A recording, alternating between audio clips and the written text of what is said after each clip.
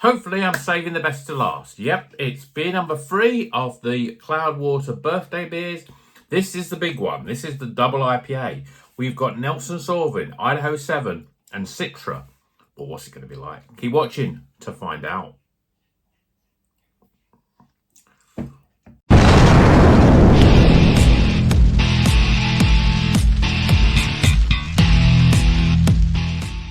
Welcome back to Rocker's Beer Review. Today we're going birthday beer number 3. This is the third in the series from Cloudwater, entitled just 9th birthday beer, but this is the double IPA coming in at 8% on the nose. And this beer has got, as I said in the introduction, Nelson Sauvin, Citra and Idaho 7. So all of the 3 beers, the pale, the IPA, the double IPA, all got Nelson Sauvin. That's the sort of core hop, really.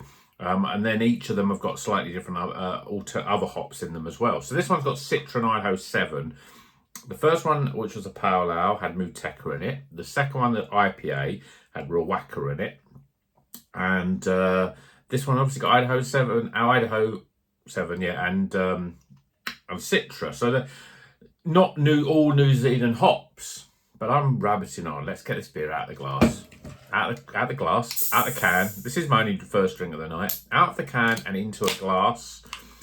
And yeah, that's what it's all about. The beers have been getting better. The pale was okay for a pale.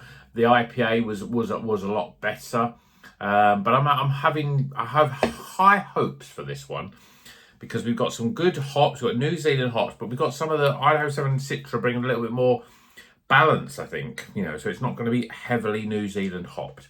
Beer in a glass. Well, we've got quite a lot of carbonation there, sticking to the glass up there. Lots of carbonation. We've literally got half a finger of head, and it's got lots of loose bubbles on it. It ain't going to stick around very long at all. But in terms of the colour, let's get a close up of there. Look at that.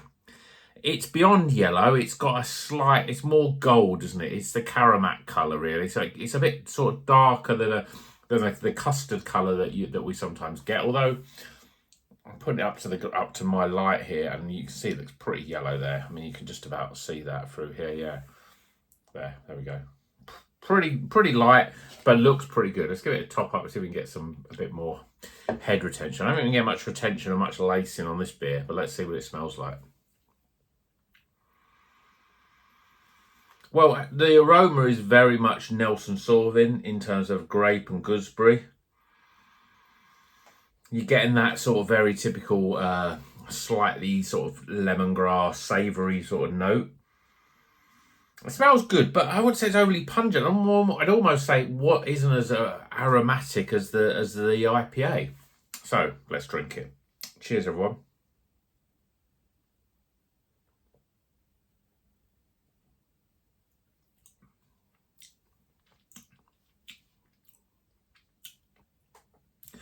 That's a really good double IPA. Very straight away, there's quite a lot of dankness in this beer. You're getting that nice hit of the Nelson Sauvin flavours coming in on the forefront, the grape, the gooseberry.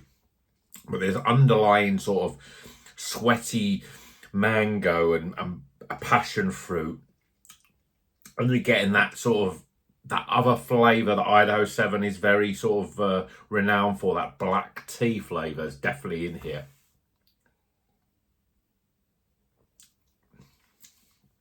Citra is not predominant in this beer. It doesn't sort of, you expect Citra will give it a little bit more brightness, a little bit more zest. But it's a very dank beer. Carbonation is soft. It's really, really soft. It's almost to the point where you think, is there any fizz in it at all? With all that carbonation that moved up, I think it just sort of dispersed all the carbonation, and it's a very soft mouthfeel. Medium-bodied.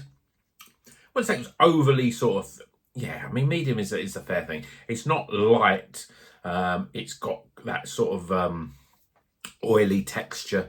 I'm sure there's a posh word beginning with V that to describe it, but I'm not even going to try and pronounce it. It has that sort of that gloopy, oily type of texture to it that just sort of coats the mouth, really, and that's where you get all that flavour from. When you compare this with, say, the pale ale, mouthfeel wise, the palate was a little bit fizzy and a bit watery. It washes all the flavour away and it doesn't settle. This is the other end of the spectrum. The flavour just sits on the back of the palate and it just sort of develops. So as you're drinking it, you're getting that hit of juice, you're getting the grape and the gooseberry, you're getting that sweaty mango and peach and apricot sort of flavours. And then when it's sitting there without drinking anything, like right now, you're getting some of that sharp grapefruit sort of coming through. It just sort of cuts on the back of the mouth, dries it out a little bit, and makes you want to drink again. It's quite an easy drinker, actually. Yeah, it's definitely the best. Is it my favourite double IPA? No.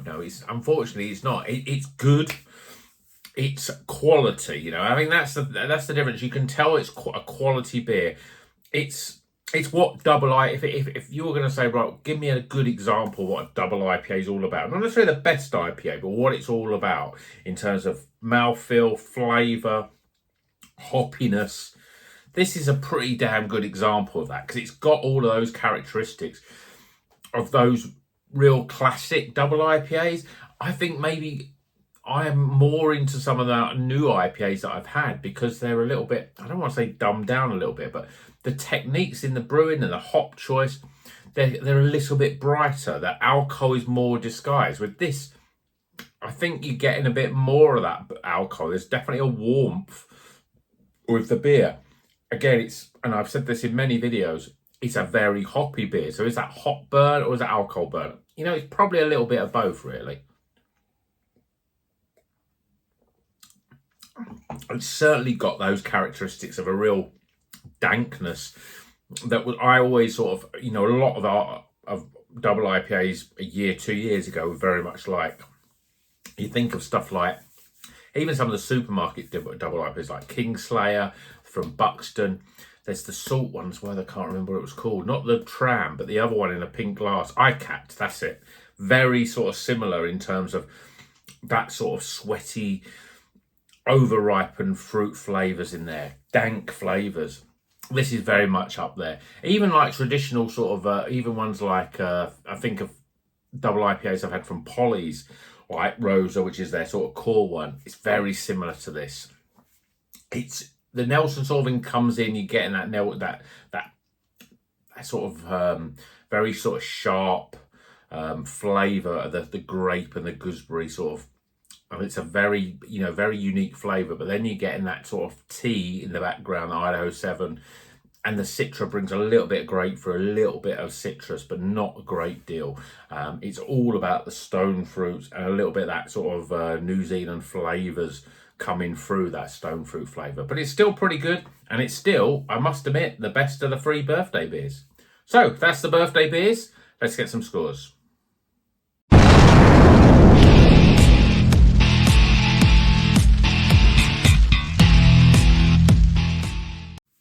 Okay, the scores are in for Cloudwater's Double IPA, 9th birthday celebration, Idaho 7, Citra, and Nelson Sauvin as the core hop. Let's go through the scores, starting with aroma. Appearance. Flavour. Value for money. This one I'm not disappointed because it's £7, and I think that's I've had IPAs, double IPAs are less than that, but this was £7. And finally, my overall experience. Tighten the scores up. We just about hit the highly recommended, but it's right at the bottom of the highly recommended. Score of 80, total score of 80. It's an Iron Maiden beer, it's a heavy metal, but it's not the best IPA, double IPA that I've had, even this year. I think that putty was really good. Obviously, Blood Machines, another one that was really good. There's been some pretty good double IPAs on the channel.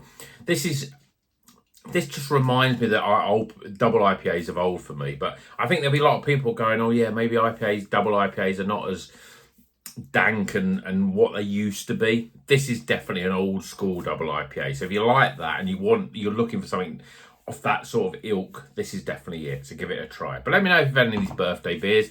I'm not sure, you know, in terms of what you think of these birthday beers. I think for me, they're good.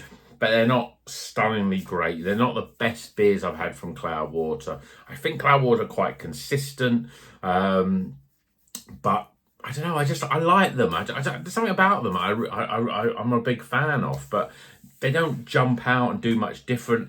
I think for a birthday beer celebration, the can art is a little bit lazy. It's not really that exciting, is it? Yeah, which is a shame. And I just wonder whether many people have actually tried them, but I wanted to have them because I'm a big fan of Nelson Sauvin, and I think you've got a good indication and as the beers have developed into the free. But yeah, good beers, but I'm sure there's plenty of others in my fridge even right this minute that are going to maybe outdo this. And maybe we're going to getting closer to the 90s. We got so many good beers this year, and we're only like 2 months in. So I'm expecting, things can only get better. But whether I'm at that point now where I'm going to be more judgmental of beers because there's so many good ones, I don't know. Maybe that's the case. But let me know if you've had any beers that have really blown your socks off this year. And until the next one, you know what you do. Drink a craft beer, like and subscribe, and keep on rocking.